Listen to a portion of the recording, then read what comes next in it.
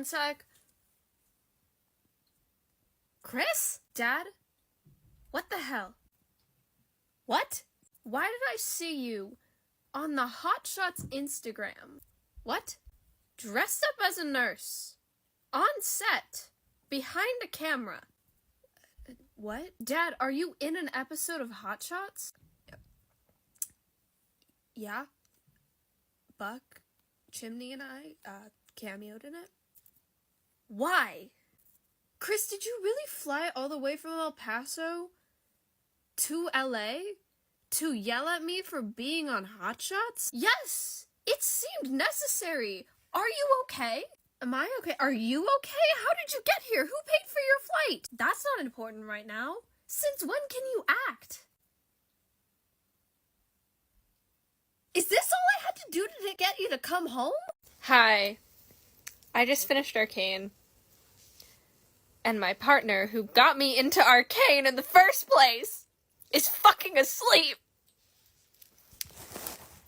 I love them very dearly. I'm not mad at them. But I kinda am. I'm trying so hard not to cry. I've managed not to. I'm tearing up now. Okay. It's almost 2 a.m. Cause the roads are shit, cause we had a fucking blizzard today. And, I worked until 7:30, which meant I didn't get home until 9.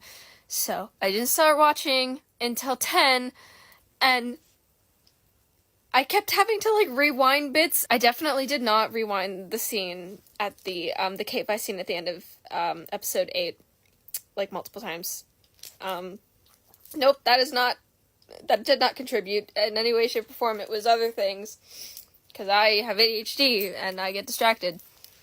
It had nothing to do with that one, at all. Who's seen it? Talk to me in the comments, because I'm losing my fucking mind. I'm not going to be able to sleep for probably another hour, maybe more, because of this and because of a few other things. And now I'm just I don't know what to do. I had started rewatching season 1 the other day, because I was I'm fucking invested. And now I've watched this, and now I kind of don't want to, and it's not because I didn't like the ending or anything. It was fucking beautiful. It's so good that it fucking hurts. It's so goddamn good. It's insane how fucking good that ending was.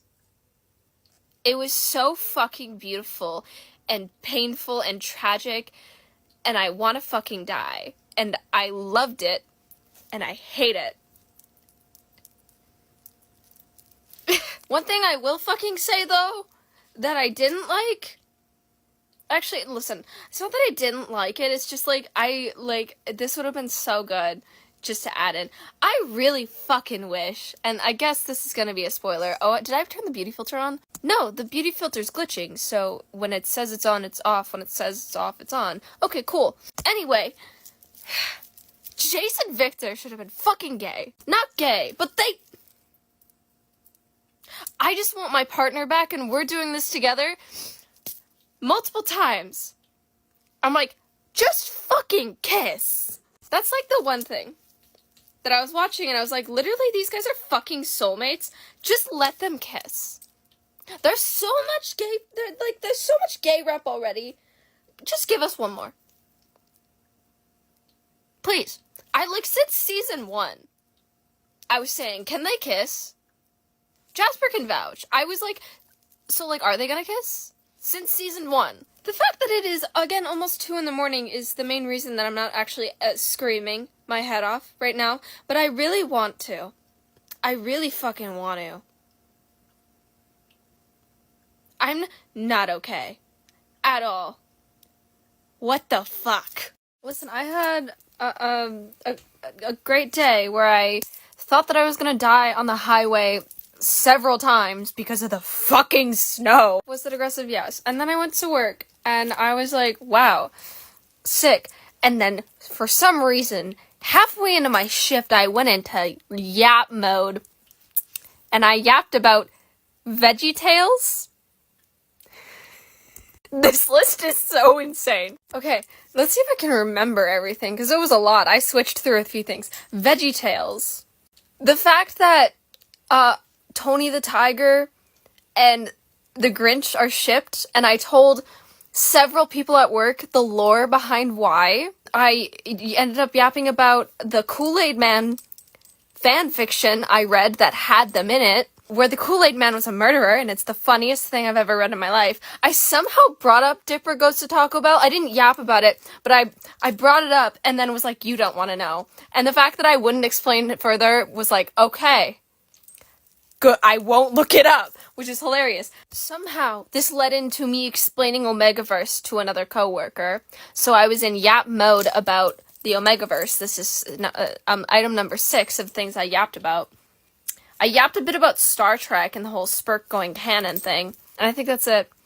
7 things in my 7.5-hour shift. How did I go from VeggieTales to Omegaverse? I don't fucking know. Oh, I also talked about how Star Trek invented the fuck or die trope, so I talked about the fuck or die trope a bit, but just mainly the fact that Star Trek kind of, like, is responsible for that. And then I drove home, and that I almost hit a deer. What is this video? I don't know. I almost hit a deer. I also, oh my god, I, like, swerved on the road so many times. It was scary. But I swerved, like, 5 fucking feet away from the turn in to get into my house. I was like, bro. I nearly ended up in the ditch. That was the closest I got to ending up in the ditch the whole time I drove to and from work today. Somehow. And I was like, this is a joke. And then I watched Arcane Arc 3. So, my day's been something. What a crazy as fuck Saturday. Because I'm just a crazy ass person. Oh my god, I literally forgot, but I have a coworker who I convinced to watch 911, so I yapped about 911 with her at the beginning of her shift. And of course, like, is anyone surprised 911 was on the... Oh my god, I'm an idiot. I also yapped about the Owl House. 10 fucking things. But the first 2, like, weren't related. The VeggieTales to the fuck or die trope pipeline was a whole thing. Because yeah. It was, like, one to the other. Otherwise, like, yapping about the Owl House is because I stayed up till 4 a.m. to watching the Owl House. And then yapping about 911 is because my coworker was watching it, and now she's on season 5, so I was talking about season 4. And I was like, so, Eddie got shot! Eddie, are you all packed? We gotta get going, like, soon. LAX is gonna be a shit show. Actually, Buck. Chris? Airport. Why were you going to the airport? I was gonna go to El Paso, Chris. No. Okay. Were you going with him? No, just... He needed a ride. You were driving him to LAX? Of course. You were gonna go to El Paso? Yeah, I mean... I got some houses to look at. No, you don't. Okay, fine by me. I can't believe you guys are still on this. I'm sorry, what? Are you sure I shouldn't? Sit on the couch, Buck. Okay. I'm so tired of this, guys.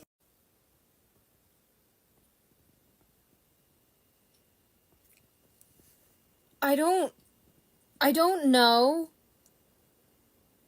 what about everything about me and what I've been posting has made you think that I liked Buck and Tommy together. What? Buck Tommy Bones is tagged on, like, the last... Every video since the breakup, Buck Tommy Bones is tagged. I made my partner rewatch the Halloween episode with me for a video so I could talk about how much I hated Tommy as a partner to Buck. And we could discuss as actual romantic partners how we would handle that, especially as people with ADHD and RSD. So, no. This is your very firm confirmation. Tommy fucking sucks. As a person and as a character, he fucking sucks. And I hated him with Buck. And I hated that they did it with Gerard, too. That they erased the fact that these characters were literal fucking bigots. And then they just were like, oh no, it's fine now. Even though we saw no development for them from there. Just one moment, Tommy was making a racist joke to Chimney. As soon as he walked into the 118 and was a total dick to him the entire time. Up until he saved his life. And even then. He called Hen bitchy. And then suddenly, season 7, he's dating Buck and people like him and forget all about that.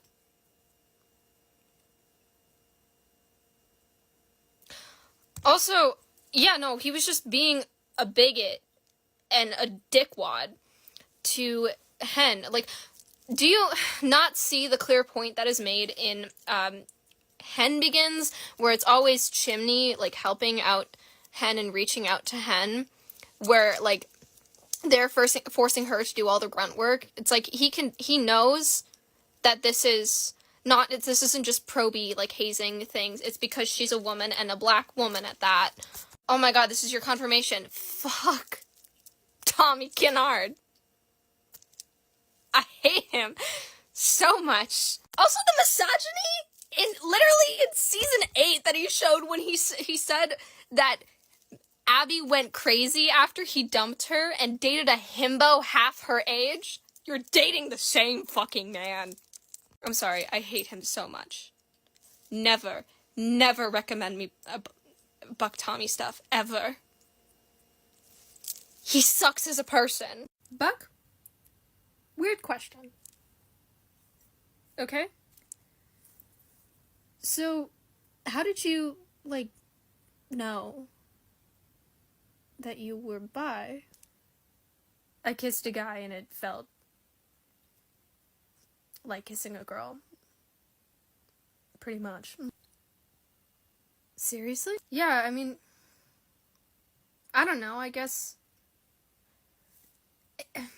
it didn't, like, occur to me that I could date men, or, like, have sex with men. I don't know. And I do like women, so it just, like, didn't click in my brain to think about it.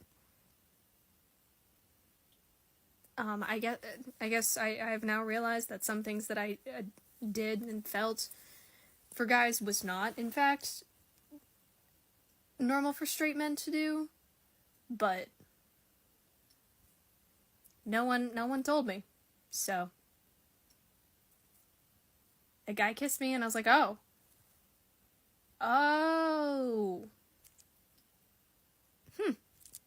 is there a specific reason you're asking?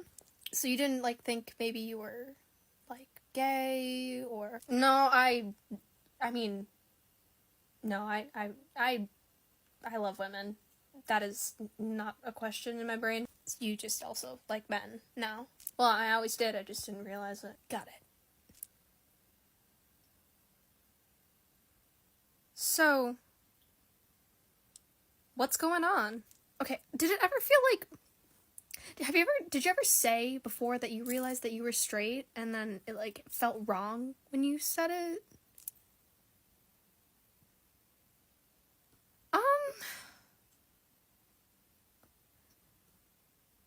Honestly, I don't know. I don't know that it ever came up that I had to say that I was straight.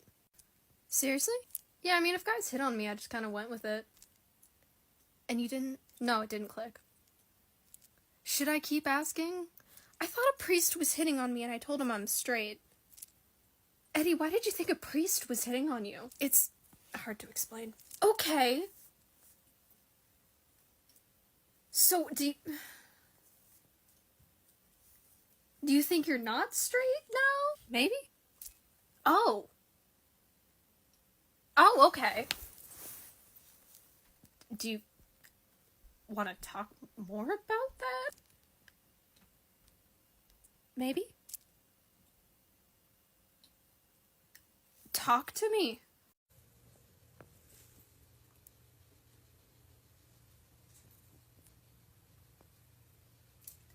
Neither.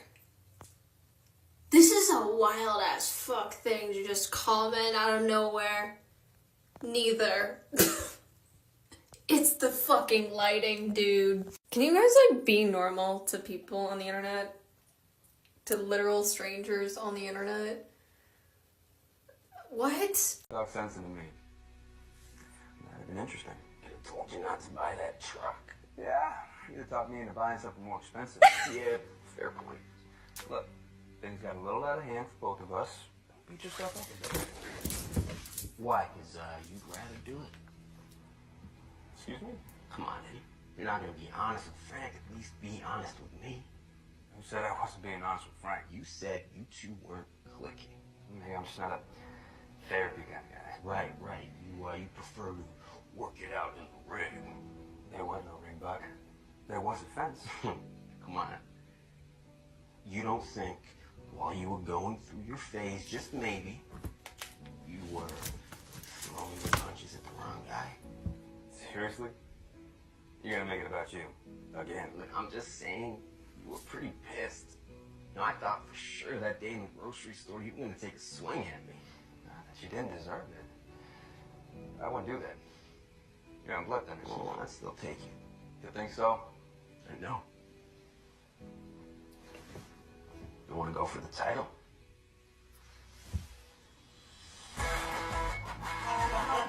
Are you joking right now? That was flirting. That was blatant flirting at the end. No.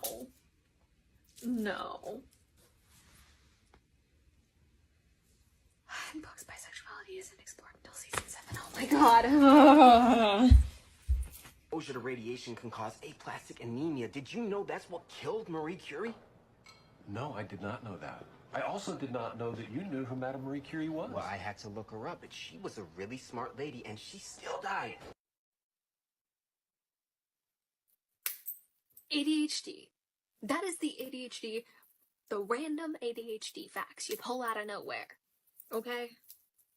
Like with the fucking meteors in the last episode. That's ADHD. They're gonna pull a fast one. They're gonna pull a fast one. Bobby's okay, so Michael's not gonna be okay. There's gonna be something wrong with Michael. I know it.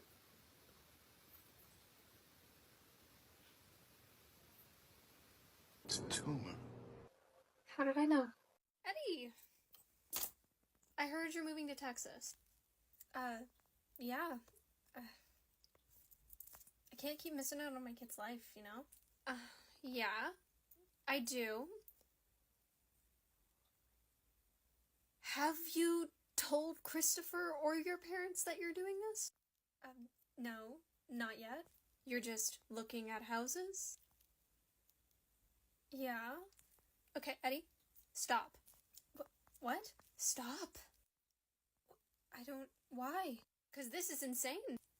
And my parents and my son are in El Paso. So go visit! Chris won't talk to me on the phone.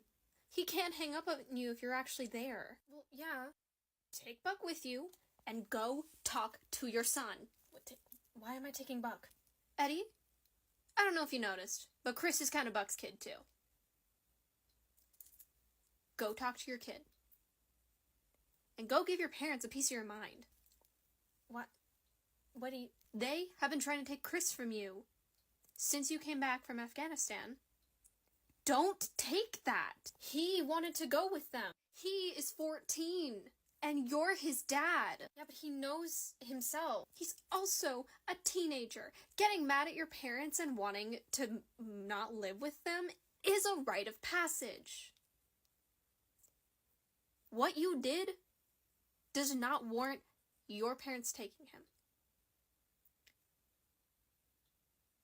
Now go get your kid back. I'm not gonna force him to live with me, hun. You're not. What you are doing is letting him hold a grudge and run away from his problems. Eddie, you're a good dad. You made a mistake. Not a mistake that warrants losing your kid. Trust me. Like you would know. Eddie, before you were here, Denny's birth mom tried to sue me for custody of him. And I just got Mara back. Don't even go there. Right. Also, call your sisters. Get them to distract your parents so you can talk to Chris. Why are you telling me all of this? Because for some reason, unless someone explicitly tells you what you need to do, you do the most insane shit when people try to give you advice. So, that's what you're gonna do. Get a pen and paper. Write this down. Better yet, get Buck in here with his clipboard. You want Clipboard Buck? If it'll help you, get Clipboard Buck. Okay. Listen. I think it's wild that Eddie is looking at houses in El Paso, because it's like, okay, listen. Just, no. First and foremost, Chris moving to El Paso because he's mad at Eddie. Just, no. No. He was 13, he's currently 14 years old. That's just... For a summer? Maybe. But enrolling in a school, and it's just like, no. No. Anyway, wasn't the point I wanted to make. The point I want to make is, if he goes to El Paso and, like, tears his parents a new one, he better fucking do it. Because it's so fucking, oh my god, despicable of them to take Chris and then just, like, not do anything. And, like, keep him out of the loop of what's going on in Chris's life. Especially knowing the fact that they literally told Eddie to give him to them because he couldn't parent his own kid. Like, just no. Just no. I hate Eddie's parents so much. They fucking suck. So yeah, he better tear them a new one. But, okay, imagine he goes to El Paso to actually, like, properly talk to Chris and just spend some time there. And imagine, not only that they parallel the scene of Buck saying goodbye at the airport, but they parallel the experience of him watching Eddie's house. Imagine just having these, like, separate scenes where we actually see Eddie in El Paso and just, like, working through all of what he's doing, and then Buck back in LA living in Eddie's house, and then just like the flashbacks to when he was living in Abby's house when she was off in Europe, and, you know, when they said goodbye at the airport and he says goodbye at the airport. Just think about it. Imagine he realizes all these things, he comes to terms with these things, and then you hear the door opening and Eddie and Chris walk in. Bucky's sitting on the couch. Because of course. He greets Chris, they chat a bit, they have, like, a little debrief. Chris goes to his room, and he just looks at Eddie, and he said, "You came back." And then, you know, this is open for, like, two possibilities of being like, of course, this is home, or, of course, I couldn't leave you for too long. Who knows what sort of crap you would get yourself into. Like, it just has, like, this, it just kind of ends there. But, like, they have both separately come to terms with their own feelings, so it's just this moment where, like, everything is just, like, finally feels right, and they're both just in a state of, like, I'm fucking in love with this person. And everything is back to normal. And everything is how it should be. 911, please! You have the opportunity to do some beautiful ass shit with Buddy going canon. Please! Wait, who left you standing outside the restaurant? My date? Can we go back to the pronoun? Yeah, I was on a date with a guy. But Maddie, I lied to Eddie about it. Why did I do that? Father, I lied to my best friend about what I was doing. I mean, yeah, I emotionally cheated on my girlfriend with the doppelganger of my dead ex-wife. But I lied to my best friend about it. Listen, if you check the story I just posted to the edit of the Stucky edit to Tree on the Hill from the Percy Jackson musical, You'll understand why I'm thinking about this now. But anyway, every so often, I think about the fact that I literally saw Be More Chill on Broadway, and George Salazar played Michael on Broadway. He played it in the original Be More Chill cast and in the Broadway cast. And I could have met him. I could have. It was an option. It was fully within my power, but I was 14 years old and a fucking coward. So I didn't. And I'm still kind of mad at myself, because I was there with my parents, and they're like, do you want to meet the cast? And I was like, no. Yes, you fucking do! Also, the actor who played Jeremy was also in Dear Evan Hansen on Broadway. And it was the same actor for Christine as it was in the OG cast recording. Was it Stephanie Liu, I think her name is? Either way, I could have, and I just didn't. But I think especially about George Salazar, because I fucking love him. Yeah. All of Be More Chill, the Bro Duet, the Percy Jackson musical, I love that. I love him. And I could have met him 5 years ago, and I didn't. For no good reason. No way. Evan Buckley. Oh my god, Taylor? Mm-hmm. How are you doing, Buck? Good. Yeah? Are you here with someone? No. Really? You came to the gay bar to drink alone? Interesting. I'm not gay. Never said you were, Buck. Right, yeah, but just to be clear, I do like girls. I just also like men. Uh-huh. Okay, so drinking alone in the gay bar. What's that all about? My first boyfriend dumped me. And everyone keeps telling me to get back out there, and I didn't know where to start, but I figured here might be a good spot. So you're looking for a rebound? But Taylor, we were always a disaster. Buck, no, not me. I'm here with my girlfriend. Oh.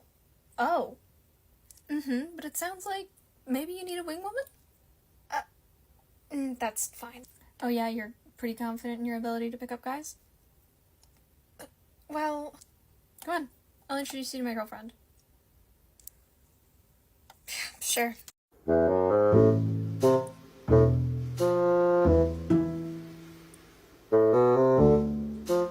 Listen, I know that it could be worse. And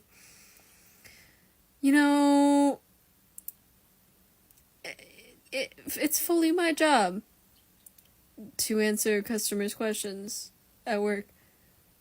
But the amount of times I had to explain what our 2-for-1 signs meant today was a little bit insane. We have people who at the front of the door who come, who greet you and tell you what the deals are. And people get missed. We had a lot of people come in. But people not understanding what 2-for-1 meant and being like, do I need to get 3 things? No. 2 for the price of 1. And it's I get that, but it's the fact that if they asked, what does 2-for-1 mean? And I would say it's 2 for the price of 1, they wouldn't get that. Or I would say, buy 1, get 1 free, and they didn't understand that. Mind you, this isn't we do have people who come in who don't speak English very well, or much English at all. That's a whole other story. These people were speaking English just fine. I truly don't understand what was so difficult for these people to grasp, because I would say, because some people understood buy 1, get 1 free, but didn't understand 2 for the price of 1, and then in some cases it was vice versa. Someone asked, what does it mean? And I said, it's 2 for the price of 1. They didn't get that. And then someone else said, buy 1, get 1 free. And they understood that. And then someone asked, what does this mean? And I said, buy 1, get 1 free. She said, so 2 for the price of 1? Literally, yes. What? I don't understand what's so difficult to grasp about 2-for-1. Have you never seen that before? How? And it's these are full adult people older than me, for like, all of the people that asked were, like, older than me. So, like, how have you not encountered 2 for $1? What? Also, full on, a lady came in when I was front and explaining the deals, and I said, so the whole store is buy one, get one free, except for these specific things. And she was nodding along, like she was, listening and understanding what I was saying. And then she pointed at the 2 for $1 sign and said, so what is this 2 for $1? And I said the exact same thing. I said, oh yeah, so most of the store is 2 for $1. And she was like, oh, the whole store is 2 for $1? And I said, no. Most of it, except for the bras. And she said, okay, except for the bras. And then went to walk away. And I was like, there's other thing. And then I said, and the other 2 things that I literally just said.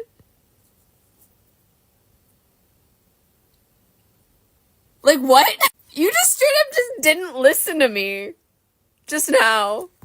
Like, oh my god. I don't understand. What did you think my spiel was? What do you think I was talking to you about? The fucking weather? And listen, I know that it could be worse, but like, those moments where you're working in retail and you start to wonder, like, okay, but like, are there dumb questions? Because how were you literally just full on ignoring me while I was explaining what was happening in our store, only for you to ask exactly about what I was just explaining to you? I'm so tired, and I still have to work tomorrow, and I'm okay. It's fine. It's, this is to be expected. I don't know, fellow retail workers, commiserate with me. What happened today? What happened during Black Friday for you guys? How was it? Because mine wasn't, like, terrible.